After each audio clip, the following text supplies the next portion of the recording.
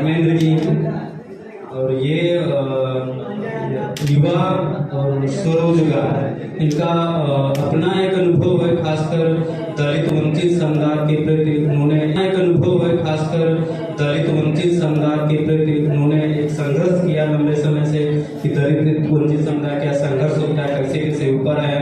फिर मतलब उनका जो है स्वरोजगार से जोड़ने का काम किए हैं, उस पर थोड़ा बताएं और इन योजनाओं इन युवाओं को उस स्वरोजगार से कैसे जोड़ा जाए, कैसे उसे लाभान्वित हो और उस प्रक्रिया से कैसे जुड़े, थोड़ा उस पर फिर रणनीति पर बातचीत करें। बहुत बहुत धन्यवाद। मुझे आमंत्रित सभी लोगों को मेरे तरफ से नमन बंदन है। और हमारे बीच में आशीष तिवारी जी, बालक राम जी बहुत अच्छे से संचालक किए। विजय कुमार जी हमारे बीच में थे जो अभी चले गए, और उन्होंने दलित को कैसे आगे ले जाएं, कैसे रोजगार की तरफ हम अपने अधिकारों के प्रति ले जाएं, उस पर चर्चा आप लोगों ने सुना होगा। हमारे बीच में मनोज सिंह जी बहुत अच्छे थे। युवा के लिए कैसे आप संघर्ष कर सकते हैं, उस पर पूरा एक पैराग्राफ आपको सुनने को मिला है। हमारे बीच में बहने जी दोनों बहुत अच्छे तरीके से जो आपके जो कानून है वास्तव में कैसे काम करेगा, कैसे आपको आगे आना है परिवार से चल के ऊपर तक, वो भी आपको सुनने को मिला। हमारे बीच में सदैव विनोद तिवारी जी हैं। 20 सालों से मैं आपके साथ जुड़ा हूं और लगातार जहां भी कोई गतिविधि है कुछ ना कुछ मिलता है। कुछ लंबे समय से लॉकडाउन के बाद हम लोग पहली बार मिल रहे हैं।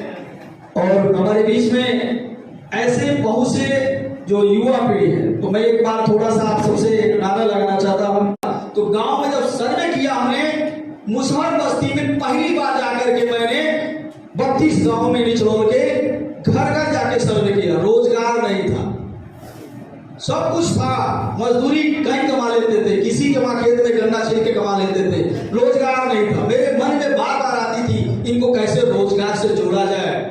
फिर हमने संकल्प लिया कि 2016 तक मैंने किसी तरह से संस्था को चलाया। हमारे पास बहुत से फंड मिले, सीखने का मौका मिला। दिल्ली लखनऊ से लेकर के तमाम ऐसे लोगों के साथ मिले कि बिजनेस कैसे डेवलप किया जाता है। उस बिजनेस को लेकर के मैंने दिमाग में सीखा। और एक CSI एक संस्था है, एनी न मिला, उनके साथ एक मौका मिला बिजनेस के साथ इंटरप्रेन्योर कैसे बिजनेस उद्यमी बनाए जाए। तो आप क्या उद्यमी कैसे बनेंगे, इसमें 5 दिन का उद्यमी बनेंगे। उस उद्यमी में दलित उद्यमी कैसे बनेगा, SC ST कैसे उद्यमी बनेगा। क्योंकि अगर देखा जाए गांव में, किसी गांव में सर्वे कर लीजिएगा तो 1 2 4 5 लोग ऐसे हैं जो रोजगार अपना खुद का किए, बाकी लोग नहीं मिलेंगे। मिलेंगे क्या? लेकिन जब हमने शुरू किया तो कुछ महिलाओं के साथ बातचीत किया कि आप कैसे रोजगार करेंगे। तो मैंने पहले खुद अपना रोजगार अपनाया। 2017 में मैंने एक फ्लायर्स ब्रिक्स की कंपनी खोली और फ्लायर्स ईंट बनाने का, यानी जो लाल ईंट है जो भट्ठे वाली होती है, उस ईंट को हमने जो फ्लायर्स ब्रिक्स ईंट है उसको कैसे हम डेवलप करेंगे।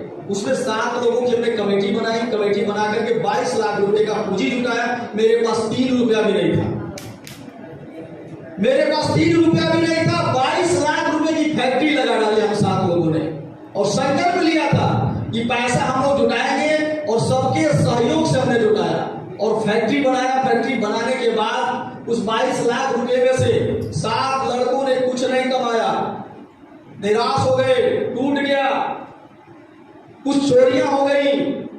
80 डिसमिल की जमीन आज भी खंडार में पड़ गया, परेशान हो गए। कब परेशान हुए?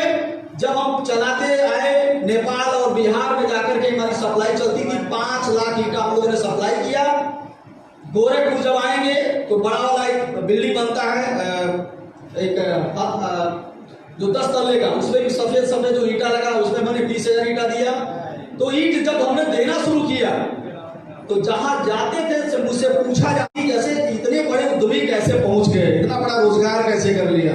बिहार में गए, 2 लोगों ने पूछा, क्योंकि बिहार के पटना में सरकार ने वहां ऐलान किया कि फ्लायर्स ब्रिक्स ही उपयोग होगा सरकारी मकानों में, वहां हमने देना शुरू किया।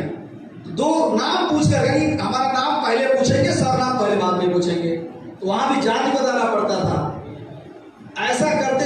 लगभग में जब हम लोगों ने ईंटा बहुत अच्छे सप्लाई किया, लेकिन उतनी अच्छी कमाई नहीं हुई, निराश हो गए लोग।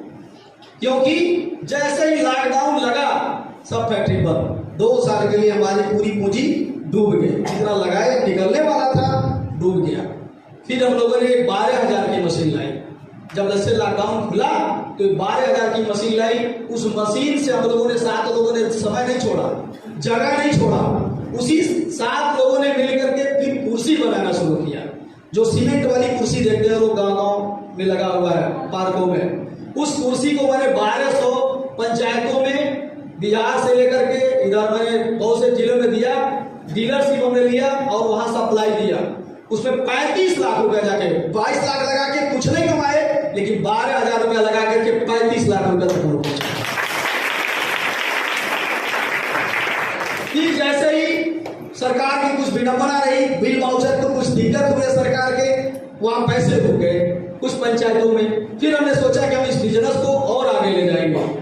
फिर हम लोगों एक शुरुआत किया कि हम लोगों को कैसे जोड़ेंगे, लोग कैसे आएंगे हमारे साथ, और भी कैसे ज्यादा से ज्यादा रोजगार उत्पन्न हो। तो हम लोगों ने तय किया कि हम लोग पूरे जिले में भ्रमण करेंगे, सर्वे करेंगे। जो लोग यूथ हमारे साथ जुड़ना चाहते हैं वो जुड़ के आ सकते हैं। अभी हमारे बीच में आनंद राव जी हैं, ये खुद अपनी बताएंगे कैसे हमने अपने गोरखपुर में एक बहुत बड़ी अपनी घर बैठे इनकम कैसे कमा लेते हैं, पूरी इनकम कैसे जनरेट करते हैं, खुद अपने आप को बताएंगे। तो जैसे ही हम लोगों ने शुरुआत किया तो हम लोगों ने सोचा कि कैसे लोगों को रोजगार देंगे। आने वाले समय में आपके लिए खतरा की घंटी बनती जा रही है।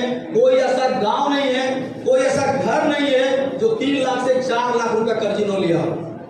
माइक्रो फाइनेंस है, माइक्रो फाइनेंस हमने सर्वे किया और उसमें सबसे बड़ा जो लोन लिया है वो दलित परिवार है कि नहीं है? 3 घरों में 4 बैंकों से लोगों ने लिया, 50,000, 25,000, 1 लाख, 2 लाख तक लिया। और लोन तो ले लिया, रोजगार नहीं है। कागज में नाम चढ़ गया कि हम बकरी पालन करते हैं, हम फल की दुकान रखे हैं, नाम उसने चढ़ा दिया है, नाम उसने चढ़ा दिया है कि रोजगार इनका लग गया। अगर सर्वे हो तो कंपनियां रिपोर्ट देगी कि आपका रोजगार लग गया है, लेकिन वास्तव जमीन पे रोजगार लगा है क्या? नहीं लगा ना। सिर्फ पैसा लिया और अपनी मकान बनाए, अपना जो भी है गिरवी किया, छोड़ाया, यही काम है, और कुछ काम नहीं किया। मजदूरी करके उसका पैसा भुगतान करते हैं। समय से लेट हो जाए उसके लिए आपको बेइज्जती सहना पड़ता है, तमाम ताड़ा सुनना पड़ता है, आपको तमाम तरह से दिक्कतें होती है। इसीलिए हमने शुरुआत किया कि लोगों को कैसे रोजगार देंगे। तो हम लोगों ने एक माइक्रो फाइनेंस खुद शुरू किया और 6% ब्याज पे लोन देना शुरू किया, जो हमारे पास आना पैसा शुरू हुआ। यानी जो हम लोगों ने कमाया उस पैसे को कलेक्ट करके हम लोगों ने जो शुरुआत किया, और शुरुआत के दौर में हम लोग महाराजगढ़ में शुरू किए, कुछ जगह में सेलेक्टेड एरिया में। तो महाराजगढ़ से श्रावस्ती, बलरामपुर, गोंडा, बहराइच और हरदोई में जाकर के हमने शुरू किया। और वहां शुरू ऐसे नहीं किया, हम आपको बिजनेस जोड़ेंगे, लेकिन बिजनेस कैसे करना है पहले एक पन्ने पर लिख के हमको देंगे, प्रारूप देंगे कि हम ये पैसा लेंगे तो ये काम करेंगे, और करेंगे तो कितना प्रॉफिट होगा वो लिख के देना। इस तरह से जब हम लोग तैयार किए, और तैयार करने के बाद हम लोगों ने जो होली आती है ना, होली आप लोग क्या लेते हैं? अबीर लेते हैं ना, रंगोली वाली खरीदते हैं ना? खरीदते हैं नहीं खरीदते हैं? हाँ, कितने रुपए किलो होगी? 100 रुपये नहीं है। आप बढ़िया खरीदे जाएंगे तो कहेंगे 500-400, सही है कितना? बालू वाली नहीं, जो बालू मिला के देते उसकी बात नहीं करें। ओरिजिनल अगर खरीद रहे हैं तो 300, 400, 500 किलो बिक जाता है, उसको दुकान के ऊपर है। तो मैंने महिलाओं का एक संगठन बनाया और उस संगठन को एक काम दे दिया, ज्यादा रुपये में नहीं। हमने कहा 30,000 रुपए लो और इसको अपने गांव के 10-15 गांव में बेचना है आपको अबीर बना। कब बेचना है? होली से पहले। और अबीर बना, अभी वीडियो दिखा देंगे, आप अभी चैनल पे जाएंगे तो वीडियो मिल जाएगा सब कुछ। अबीर बना करके उन महिलाओं ने आपको क्या है, जैसे आप गेहूं सबके वहां गांव में है कि नहीं है? गेहूं से किसान इतना बढ़िया मेहनत करता है, खेती लगाता है, धान रोपाई सोवाई जो भी करना उसको करता है, बड़ी मेहनत करता है। और मेहनत करने के बाद, इतना उपज करने के बाद जाकर के 20-25 रुपए किलो बेच रहा है, सही है। लेकिन अगर व्यापारी उसको पा गया, उसी गेहूं को अगर व्यापारी पा गया, उसने मैदा बना दिया, तो मैदा क्या रेट है? 40-50 रुपए है कि नहीं है? कुछ लोग खरीदे होंगे, कितना? 35 रुपया। सोच लिए इतना मेहनत करने के बाद 20 रुपया बेच रहा है, और थोड़ा सा मल्टीप्लाई कर दिया, अपना दिमाग लगा दिया, तो 15 रुपया अधिक लिया कि नहीं लिया? अगर उसी को एक दुकानदार जान गया, उसने क्या किया?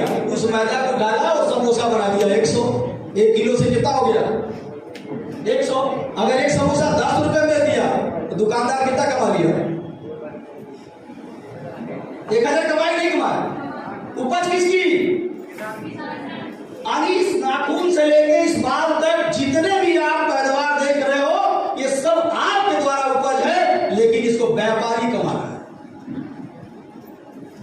आप यही चाहे किसी बड़े 5 स्टार होटल में जाएंगे 25 रुपया मिलेगा, और एक किसी ढाबे पे जाएंगे तो 10 रुपए में मिलेगा। बोले गलत है सही? उपज किसकी है? तो आप क्या व्यापारी नहीं बन सकते? हैं? आप सिर्फ ये सोच लें कि गवर्नमेंट हमको नौकरी दे। भाई नौकरी के लिए लड़ना पड़ेगा, उसके लिए कड़ाई से कड़ाई मेहनत करनी पड़ेगी। आपके पीछे जनता भागेगी, इतना बढ़िया पढ़ रहा है, इतना अच्छा नंबर ला रहा है, तो आपको अवश्य नौकरी मिलेगी। लेकिन हम ये चाहेंगे कि अगर आप वास्तव में बिजनेसमैन बनना चाहते हैं, वास्तव में बिजनेस के तरफ ले जाते हैं, जैसे आप कहते हैं ना उद्यमी, उद्यमी क्या होता है? किसी को पता है? उद्यमी कैसे बनते हैं, क्या है इसका मतलब? कोई नया चीज डेवलप करिए, कोई नया आइडिया लाइए, उस आइडिया से जो इनकम जनरेट होगा, तब लोग धीरे धीरे आपकी तरफ आएंगे। बहुत अच्छा आइडिया रहा, बहुत अच्छा बिजनेस रहा, तो आपके पास आइडिया क्या है? ठीक है। अभी हम आएंगे, जैसे भी एक हमारे बीच में गौतम जी कोई बोल रहे थे कॉपीराइट की। आप लोग क्या करते हैं? बहुत अच्छा, एक बहुत उद्यमी है, बहुत अच्छा बिजनेस करते हैं, फोटोकॉपी की दुकान खोले हुए हैं। हम भी चलते हैं, कंप्यूटर लेंगे, कंप्यूटर पर फोटोकॉपी दुकान खोल देंगे, हम भी अच्छा कमाएंगे। आपके अंदर का हुनर नहीं हो, वो किसका है? दूसरे का है। कभी ऐसा मत करिएगा, कभी ऐसा मत करिएगा। लोग कहते हैं कि हमारे पास पैसा नहीं है, एक गांव में, तो हमने लोन उनको नहीं दिया, जहां से उन लोगों ने बकरी खरीदा, उस बकरी वाले को फेंक दिया गया, ताकि बकरी उसके वहां पहुंच जाए। और जैसे बकरी पहुंची, वो वाली बकरी नहीं, हम लोग उनको ट्रेनिंग दिए थे कैसे ले जाना। बर्बरी की बकरी आती है, वो बर्बरी की बकरी एक दिन में 1.5 लीटर दूध देती है। सोच लीजिएगा, उस बकरी को हम गुजरात से मंगाते हैं और बकरी से दे दिए, बकरी दिए, और बकरी से आज जो है 50,000 रुपया महीना कमाती है महिलाएं। 50,000 रुपये महीना। सोचिएगा कैसे? क्योंकि डेली अगर 10 बकरी रख लिए तो 10 लीटर दूध निकल गया कि नहीं? अगर 50 रुपये लीटर बिक गया तो सोच रहे बकरी का दूध खरीदेगा कौन? है ना?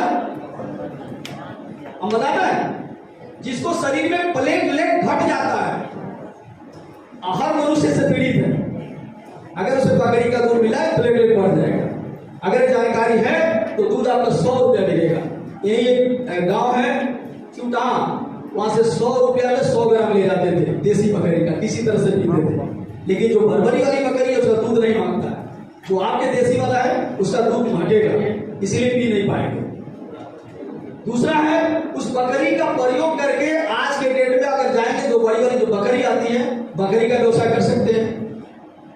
यूथ हमारे बहुत अच्छा है, एक सबसे बड़ा 10 यूथ अगर मिल गए, 10 लोग, अगर एक लोगों ने 50,000 रुपए का कहीं से लोनिंग का व्यवस्था कर लिया और 10 लोगों ने मिला दिया, कितना हो जाएगा? बोल नहीं रहे आप लोग? 5 लाख हो जाएगा। कितना हो जाएगा? बोल नहीं रहे। कितना हो जाएगा? 5 लाख। अगर किसी का दे आप 5 लाख ले आओ और बिजनेस करो, करेगा? आगे समझ में नहीं?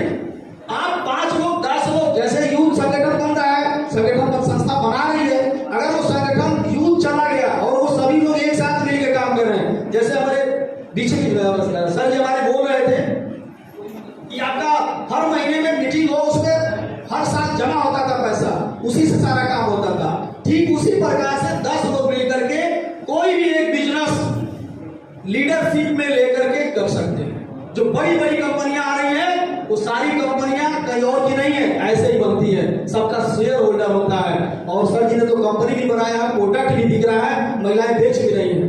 सोच लीजिए, तो आपकी कंपनी, आपका बिजनेस आपके पास रहेगा, कहीं डूब नहीं सकता है। तो थोड़ा सा आपके अंदर जो हुनर है, ऐसे हुनरमंदों के साथ आप जुड़िए, तभी आप एक साथ बिजनेस कर सकते हैं। ऐसे नहीं हो सकता है। तो मैं चाहूँ